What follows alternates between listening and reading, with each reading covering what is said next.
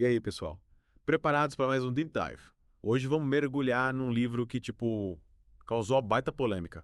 A Sutil Arte de Ligar o Foda-se. E esse livro é polêmico mesmo. Vamos. Mas também com esse título, né? Pois é, muita gente se chocou, mas a ideia do Mark Manson, o autor, é bem interessante, sabe? Ele não tá falando a gente sair parecendo grosso com todo mundo. Ah, tá. Não, Tipo, né? não é pra sair chutando balde e ignorando tudo e todo. Não, nada disso. É mais sobre, escolher as batalhas que a gente vai travar, sabe? Definir o que realmente importa pra gente. Faz sentido. Porque, no fundo, a gente não consegue dar conta de tudo, né? A gente se cobra demais, mas quer ser o máximo em todas as áreas da vida, ter carreira perfeita, o corpo perfeito, o relacionamento perfeito. A gente acaba se perdendo nesse monte de expectativas, né? Total. E aí o Manson chega com essa proposta de, calma lá, você não precisa se importar com tudo. Eu até chamo isso de feedback loop from hell, esse ciclo vicioso de querer ser perfeito em tudo e acabar se frustrando. A gente fica se cobrando, se culpando. E isso só piora as coisas. Exato.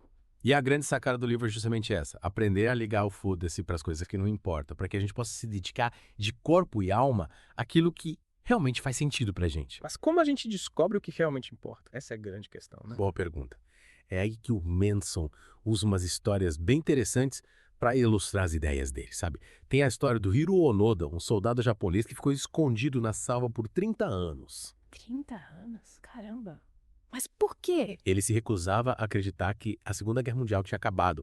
Ele estava tão apegado aos valores dele, à lealdade ao Império Japonês, que continuou lutando por uma causa que já não existia mais. Nossa, que situação. Mas o que isso tem a ver com a gente? A gente também pode acabar se apegando a valores que já não nos servem mais, sabe? Crenças, ideias, expectativas que só nos prendem ao passado e nos impedem de seguir em frente. Entendi. É como se a gente estivesse carregando um monte de foda-se desnecessários, né? Se preocupando com coisas que não fazem mais sentido pra gente. Exato. E aí a gente precisa se perguntar, o que realmente importa pra mim? Quais são os valores que eu quero ter como base da minha vida? Às vezes a gente precisa desapegar de algumas coisas, abrir mão de certos valores pra poder se conectar com o que realmente nos move. Que aí o Manson usa outra história pra ilustrar essa ideia. A história de dois músicos, o Dave Mustaine do Megadeth e o Pete Best, que foi expulso dos Beatles. Ah, sim. Lembro do Pete Best. Mas qual a relação entre eles? Os dois tiveram trajetórias bem diferentes, né?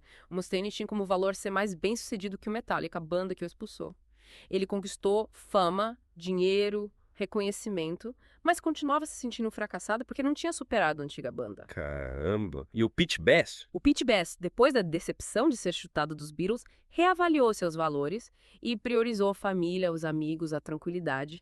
E, no fim das contas, ele encontrou a felicidade que o Mustaine tanto buscava. Que interessante. Ou seja, o Mustaine estava preso a um foda-se que não levava a lugar nenhum, enquanto o Pete Best escolheu valores que realmente faziam sentido para ele. Exatamente. E aí a gente volta à ideia de que a gente precisa escolher as nossas batalhas, né? Definir o que realmente importa pra gente e usar nossos foda-se com sabedoria. A gente precisa ser mais estratégico na hora de distribuir nossos foda-ses, né? Senão a gente acaba se desgastando com coisas que não valem a pena. E aí, para nos ajudar a colocar isso em prática, o Manson apresenta o que ele chama de princípio do faça alguma coisa. Faça alguma coisa. Que mistério é esse? Calma, vou explicar.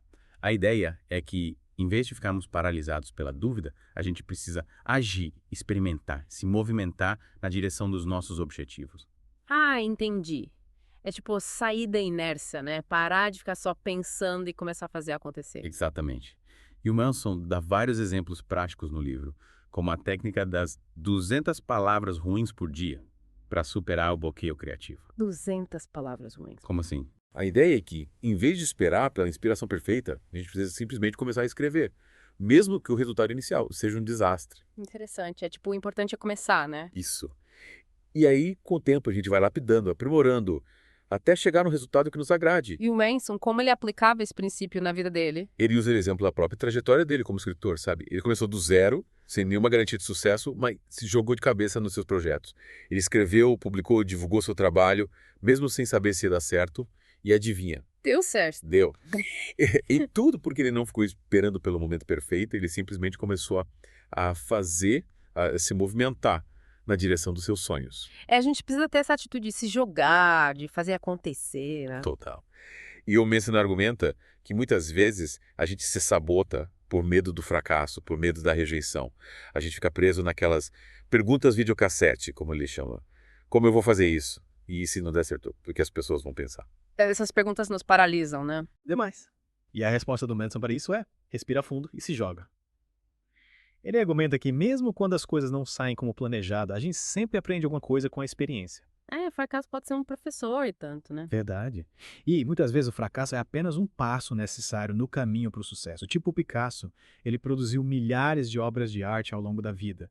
Se ele tivesse desistido no primeiro obstáculo, nunca teria se tornado o gênio que conhecemos. A gente precisa ter essa resiliência, essa persistência, né? Não desistir no primeiro obstáculo. Exato. E o Manson fala muito sobre isso no livro, sobre a importância de questionarmos nossas crenças, nossos valores, e às vezes isso significa ter conversas difíceis, confrontar pessoas que amamos, abrir mão de coisas que nos dão conforto. O caminho do autoconhecimento nem sempre é fácil, né? Verdade.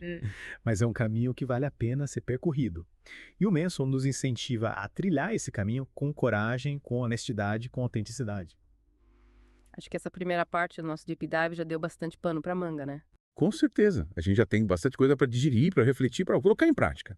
Mas calma, que a gente volta em breve com a segunda parte do nosso mergulho em A Sutil Arte de Ligar o Foda-se. Até lá.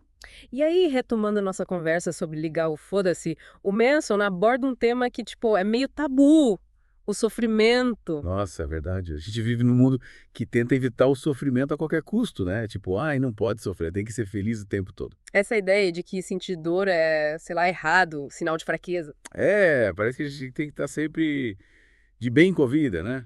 Mas e quando as coisas não estão bem? E quando a gente está, sei lá, triste, com raiva, frustrado? Aí que entra a sacada do Manson, ele fala que o sofrimento é, inevitável, faz parte da vida. Tipo, não tem como fugir, né? Exatamente. E que tentar evitar o sofrimento só piora as coisas. Mas só como assim? Ele faz uma analogia interessante, compara a dor a um sino de alarme. Um sino de alarme. Tipo, incêndio saíam todos. Mais ou menos isso. Imagina que a dor é um sinal de que algo não tá certo, sabe? Tipo, quando você coloca a mão no fogo e sente dor, é um sinal pra você tirar a mão, né? Isso. E em vez de tentar ignorar esse sinal, o Manson sugere que a gente pare para escutar o que a dor tá tentando nos dizer. Faz sentido. É tipo, estou sentindo essa dor, essa raiva, essa frustração, mas por quê? O que isso tá me mostrando? Exatamente. E aí a gente precisa assumir a responsabilidade por essa dor, sabe? Responsabilidade. É. Mas, tipo, às vezes a gente tem culpa, né? As coisas simplesmente acontecem. É aí que o Manson faz uma distinção importante entre culpa e responsabilidade.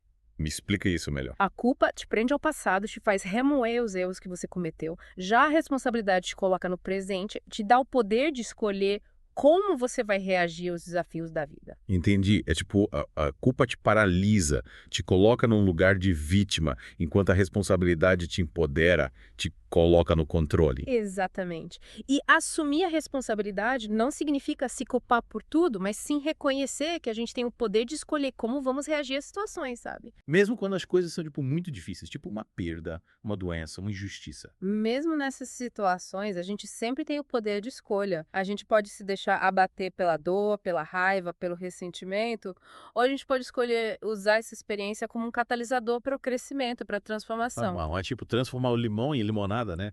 Usar a experiência negativa como combustível para seguir em frente. Isso.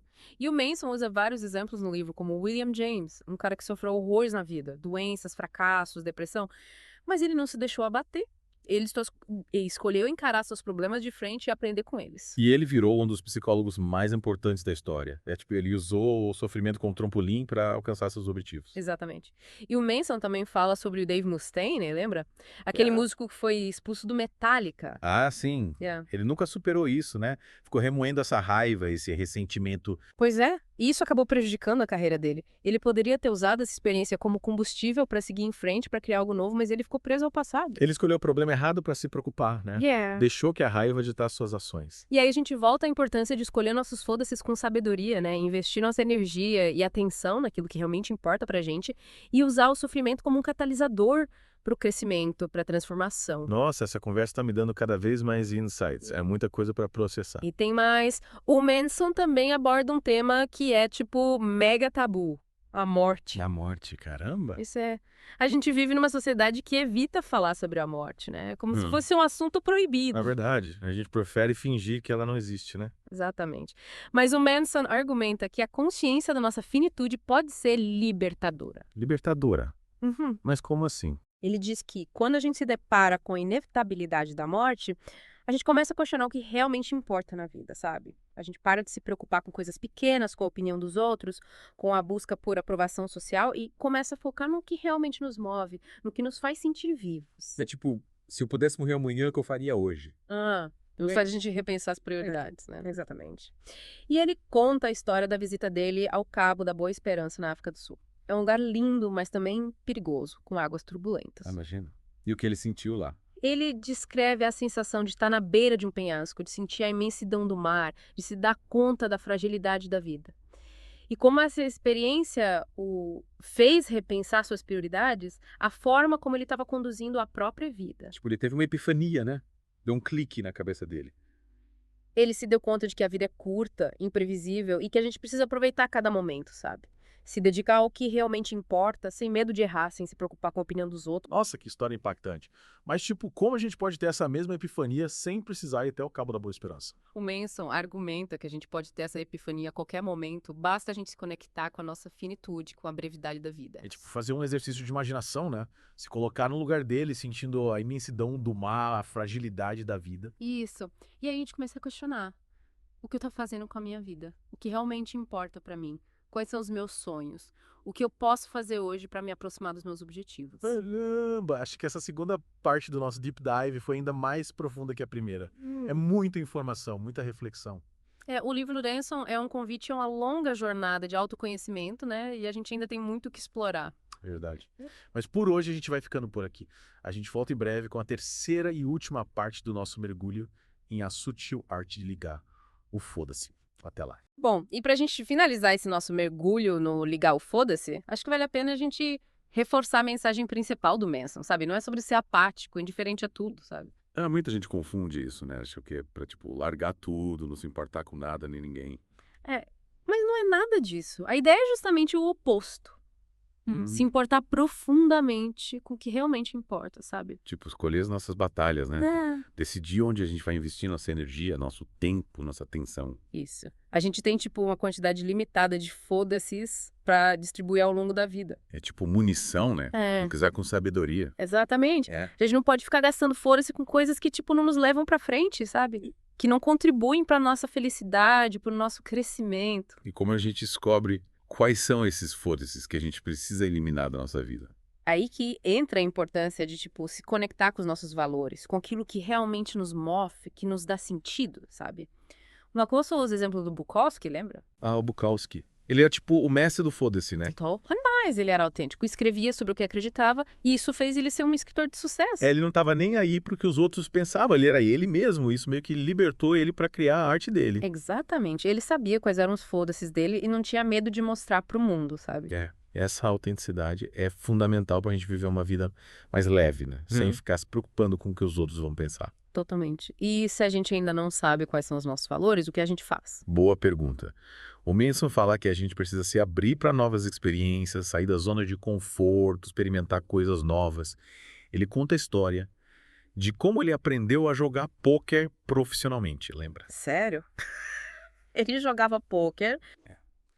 Ele largou tudo para se dedicar ao poker. E claro, né, não foi fácil, ele teve que estudar, praticar, enfrentar desafios, perder dinheiro, lidar com a frustração. Mas no fim das contas, essa experiência ensinou muito para ele sobre a vida, sobre ele mesmo, sobre os limites dele. Tipo, ele se jogou de cabeça numa experiência totalmente nova e acaba descobrindo o processo, né? Exatamente. E é isso que o Manson nos convida a fazer. Sair da inércia, experimentar coisas novas, correr riscos, abraçar o desconhecido. Sabe, ele fala que muitas vezes a gente só descobre o que realmente importa pra gente quando a gente se permite viver, quando a gente se abre pro mundo. E no fim das contas, o livro do Manson é tipo um convite para uma grande aventura, né? É verdade. Uma aventura de autoconhecimento, de transformação, de libertação. É um convite pra gente questionar as nossas crenças, os nossos valores, a nossa forma de encarar o mundo, né? É um convite para a gente se conectar com nossa essência, com o que realmente nos faz vibrar, com o que nos dá sentido. E principalmente, né, um convite para a gente viver de forma mais autêntica, mais leve, mais livre, sem tantos foda-ses desnecessários. É isso aí, escolher os nossos foda-ses com sabedoria para construir uma vida mais feliz, mais significativa, mais plena. E aí, pessoal, o que vocês acharam do nosso mergulho na sutil arte de ligar o foda-se? Esperamos que vocês tenham curtido essa nossa conversa e que as ideias do Manson inspirem vocês a viver de forma mais leve, mais autêntica, mais livre. É isso aí. A gente se despede por aqui, mas a conversa não termina por aqui, viu? Continuem refletindo sobre o que a gente discutiu hoje e, principalmente, sobre como vocês podem aplicar essa sutil arte na vida de vocês. Valeu, pessoal. Até a próxima.